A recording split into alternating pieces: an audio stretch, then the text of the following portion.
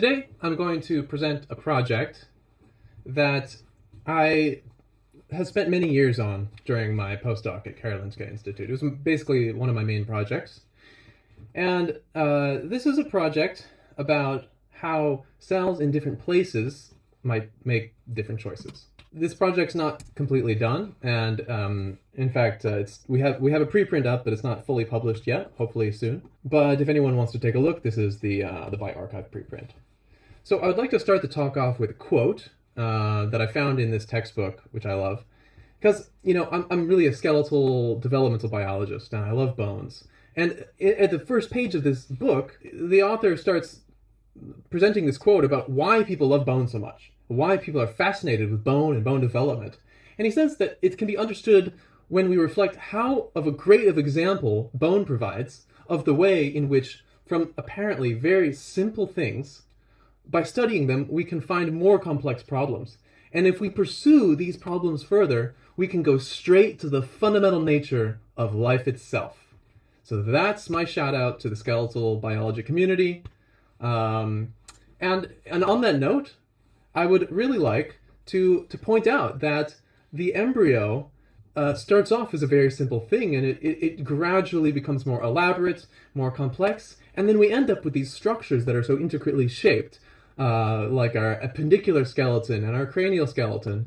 And the cranial skeleton is what I focus on in most of my research, but in this talk, I'm going to be mostly focusing on the axial skeleton. I want you to just appreciate how it is made up of segmented repeating structures, each varying in shape and size and dimensions that really follow some kind of pattern along the body axis. And this is very reminiscent of the way that the peripheral nervous system forms in these kind of segmented dorsal root ganglia structures.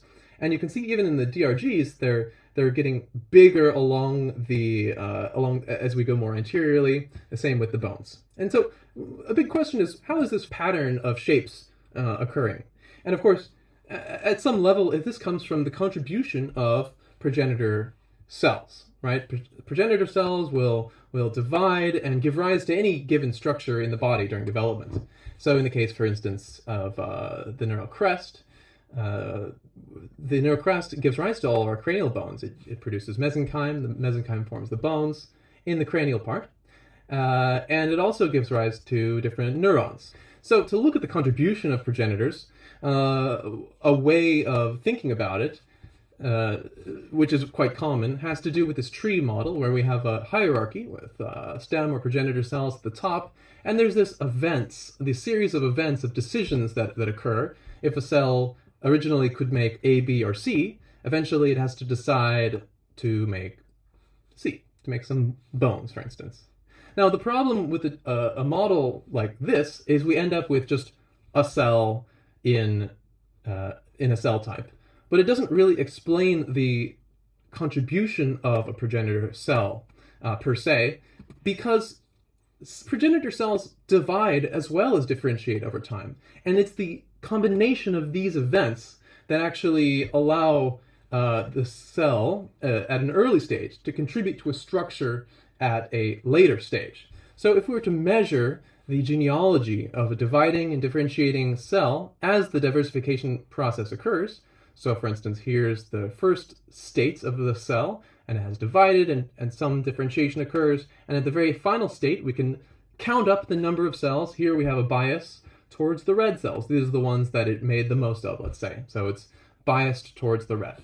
I think this is an important factor, the timing of it, and including proliferation. But also, even if we account for these kind of biases in tree topology that can emerge from differential proliferation rates, we still have an issue of space. So who's to say that a tree at one part of the body is going to necessarily be the same tree at a different part of the body? In fact, very likely it's not the case. And if we try to, sample different trees along the body and then put them all together, we end up with this aggregated mess that doesn't really represent anything actually in the embryo. So there's the spatial component, of course, and we know there's a spatial component. The perfect example is the bones. The neural crest from the ectoderm gives rise to the cranial bones, but the mesoderm and the somites give rise to the trunk skeleton and the appendicular skeleton. So the neural crest can give rise to, for instance, peripheral neurons and bones, but in the trunk, it can only give rise to peripheral neurons. And here, at the very tippy tail of the body, we have neuromesodermal progenitors, and they also give rise to mesoderm, but as well, they also give rise to central nervous system progenitor cells. So there are these positional variances, and the question really becomes, what kind of positional variance in tree topology exists? So how many trees are there? We know that there are differences between the cranial and the tail and the middle of the trunk when it comes to the skeleton, but how many trees really are there? And are there different subtypes of somite trees depending on which body level we're at? Is this a continuous or a discrete process as we go from head to tail? These are the kind of questions that really maybe sound a bit esoteric, but I feel that they have actually important applications. If we know, for instance, that mesenchymal cells, when you try to understand their decision-making process using single-cell RNA sequencing data and looking at trajectories, it's a huge mess. They're highly heterogeneous. There's a lot of transcriptional noise. And if we can show that some of that noise is actually resulting from a weak gene expression signatures that reflect the positional variance, then we have a hope to isolate some particular tree and study that. So to answer these questions, we turn to a quantitative fate mapping approach, which allows us to measure the clonal relationships in the embryo. So this is a barcoded lentivirus that we use. It expresses a fluorescent protein. It's ubiquitously expressed. It has a transcription, a transcribed barcode, so like this unique heritable transcribed barcode. And this lentivirus then gets injected into the amniotic cavity, and the embryo at stages of neurulation or like very, very late gastrulation are showered with these particles, and some cells exposed to the surface of the embryo can get transduced. For these nano injections, we teamed up with Dr. Emma Anderson's group, and she has really pioneered this injections method.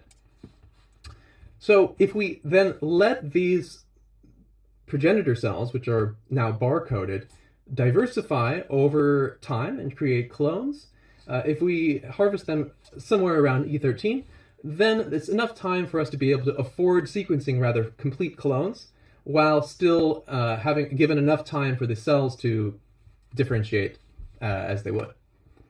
So we did that on many embryos, and we accumulated many thousands of clones, and we have this data set that I won't show the cell types yet because there's another step to do.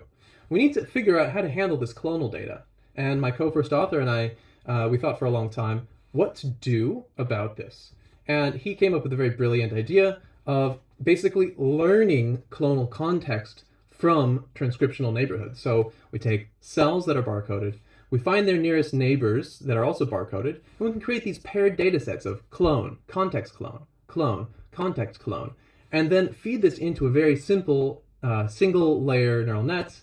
And what it does is it learns kind of which clones are similar and which ones are different from each other in terms of the transcriptional profiles they contain. So this is called Clone2Vec, and it can be found on GitHub. He's got really good documentation for this if you're working with these kind of data sets. And what's handy about this is it allows us to directly visualize clonal fate biases. So now we're in a clonal embedding where every dot is a clone. And very much like single-cell RNA sequencing UMAPs, when you look at the nearby cells, right, they're similar all within a cell type. Now we're looking at basically clone types that have similarities in their clonal fate biases. So the very distant ones will then have different clonal fate biases. And of course, very similar to the clustering that occurs on single cell data sets, we can also cluster single clone data sets. And so this is, we've got like 18 different clusters here in our trunk data set. So this is E13 trunk clones. All right. So what can we see now? We can see some things actually in this embedding, right? We see three major superclusters. One is coming from our surface ectoderm, and one is coming from our neural ectoderm. So there's already some kind of discrete clonal variation across different types of ectoderm. And of course, the ectoderm and the mesoderm appear to be highly separated. But within the mesenchymal subpopulation, which is mostly mesodermal derivatives, we're seeing highly continuous variation, in fact, across this entire supercluster. So the fact that they're all together means that there's some level of continuity here. We started by just asking, like, what are the most multipotent clones in our entire data set? By using Shannon entropy as a kind of proxy for multipotency. So how different are the cells within a given clone? And we quantified this across our different clonal types or clone types.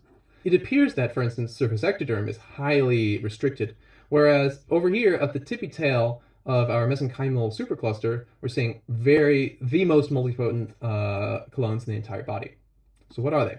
We looked at the cell composition of these clonal clusters. These are neuromesodermal progenitors, so they are actually at the tippy tail of the embryo as well as the supercluster. Here are our somatic clusters, and they can be shown right here.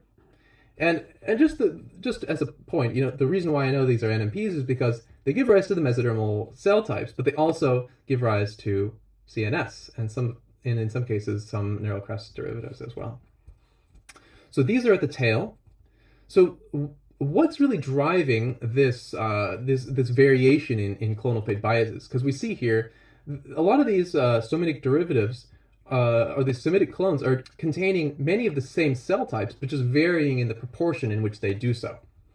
And so we wanted to test whether this had anything to do with body position. And the answer is yes, it basically has a lot to do with body position. Here we can see the Hox code. Basically, we aggregated different expression of Hox genes, and we can see a nice gradient across the body axis of our different clonal clusters in terms of the Hox gene expression in them.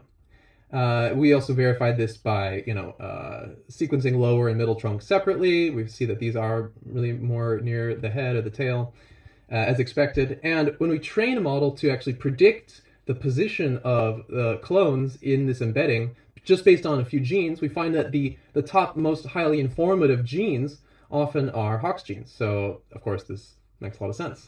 So we think that there's this gradient of clonal variation in the mesoderm, and when we just isolate the Semitic mesoderm, this gets even more obvious. So you can see here, here's the Semitic clusters, and we re-embed them in a PC space, find a kind of a pseudo-temporal trajectory, and this is actually perfectly linearly correlated with the Hox score of the clones. Here's what the Hox score would look like just on spatial transcriptomics data. So what are the cell types we're finding here in these somatic mesoderms? They're producing dermal mesenchyme, some intervertebral disc, some cartilage, osteoblasts, meningeal fibroblasts, so meninges. And when we arrange them from posterior to anterior, we see that this gradient of cell type formation is kind of preserved. What this allows us to do, as I hinted at earlier, is take these specific lineages that are spatially restricted and separately analyze the cells that are present just within that clonal cluster, but mapped onto the cellular embedding. So here's a cellular embedding. Here's the same fates as I showed in the dot plot earlier. And now we are taking our lumbar derivatives and our thoracic derivatives, and we can see that, for instance, these cells are actually overlapping in the embedding, but now we can separate them. And we can see that these progenitors go and make meningeal cells and chondroblasts, whereas these make chondroblasts and bone cells. And this just reflects, of course, how it is the thoracic region forming bone and not the lumbar region forming bone at these stages. So what can we do with this? Well, we have trajectories that appear to be very bona fide trajectories of chondrogenesis. So we can take these cells and find out what is the same across these two spatially distinct trajectories. The genes that positively correlate with pseudotime here in our common cartilage trajectory. These are the ones that basically are the same no matter where they're coming from, whether they're lumbar or thoracic. These are the cartilage formation genes that are going to be expressed along both trajectories, let's say, so to speak. But we can also run differential gene expression analysis of these pseudotime associated genes and find genes that are specific to the, for instance, the bone forming or the meningeal forming. So here we have the regulons that are specific to the bone forming. So we can see they're more enriched in this heat map versus this heat map. And this is our just pseudotemporal sequence. And here are some different transcription factors and their downstream regulons that got expressed as analyzed by scenic. And what this allows us to do is to recreate a kind of predicted gene regulatory network that's specific to the bone formation or to the early progenitor cells that would be eventually forming bone in thoracic clones. And we see this really interesting prediction that HOXA7 and HOXA8 are actually predicted by this model to activate RUNX2 expression. So what have I told you basically so far is that I believe we have found a continuous body-wide gradient in the axial mesoderm of clonal fate biases that can at least partly be explained by the superposition of two distinct transcriptional programs. One that represents the kind of basic cell type differentiation, like if you're going to make a cell type, you need certain genes to be activated. But then on top of that, we have our positional programs that reflect something about the positional identity of the cell. And by tuning this program, we may be able to kind of modulate the proportions of cell types that get produced by these progenitors. And so to try to do some perturbation experiment where we do modulate cell type proportions in a, let's say, rather unexpected way, we chose to target a battery of different cell signaling receptors. So let's say if you target transcription factors that are, required for certain cell types, we know it's going to result in a loss of that cell type. But the situation is not as clear when it comes to signaling receptors. And so we did a CRISPR screen by injecting the barcoded library, but this time the barcode library also contains one of many different specific guide RNAs injected into these Cas9 embryos. So any transduced cell would also lose the particular gene targeted by the guide. And when we run clone-to-vec analysis on our perturb-seq embryos, we see something kind of strange, that we found these novel clonal clusters that exist basically only in our perturb-seq dataset. These clonal clusters are highly significantly enriched for PAST1 guide-bearing cells, and we wanted to learn a little bit more about what's going on, especially when it comes to the mesoderm and the Semitic mesoderm. So here is essentially one clonal cluster containing all of the somite derivatives of patched-bearing clones. And patched1, just so you know, it's a hedgehog receptor. And this is actually an inhibitor of the hedgehog pathway. So when we delete patched1, when we edit out patched1, what we're doing is we're giving a gain of function of hedgehog signaling. Now, we did expect some effects on the bone because hedgehog is a known regulator of RUNX2, and in fact, patched was also predicted downstream of RUNX2 in our scenic analysis. So we thought there would be some effect on the bone, and in fact, we do see a complete depletion of bone cells in this clonal cluster. And but what we were not expecting was a complete lack of mesenchymal progenitor cells. So all the mesenchymal progenitor cells in this are just gone. And we're not really sure what to make of this. It may be that these cells died at some point, but alternatively, this may reflect some difference in the tempo of differentiation in these in hedgehog overactive cells. What we are forming is lots of cartilage and meningeal fibroblasts. So that's the main derivative. So very similar to our kind of lumbar somite, where we form cartilage mainly and meningeal fibroblasts, but then it's just lacking all of these progenitor cells. We were wondering if this had anything to do with kind of the position, because we didn't find multiple clone types containing patch guide. It was just this one and some other ones that had nothing to do with somites. And so either the somites in the middle trunk are just being completely transdifferentiated into something else, or there's some effect on the positional identity of cells. So we looked at the Hawkes score of patch-bearing clones. Here's our patched somites. Variance in these clones is higher, basically, than any of the other clone types for the somites. And our ability to predict the Hawk score from nearest neighbors was very, very bad in specifically this perturbation. So we're kind of decoupling the clonal fate biases with the positional identity. Right, so here's the summary. By separating different mesenchymal lineages, it can allow us to have a little bit more insight in the mesenchymal state transitions. That's one. Two, we found a body position dependent gradient of clonal fate biases in the somatic mesoderm, and that this is not the case for other germ layers like the ectoderm. Three, that Hox regulation may be the reason why ribs form bone so quickly, although this is a prediction and it's not validated yet. And four, even though we have this highly predictable clonal fate bias pattern across the body axis, we were able to kind of override that by activating hedgehog signaling. There's a lot of questions left to be answered here, but this is basically it for now. I think that it's a lot of progress.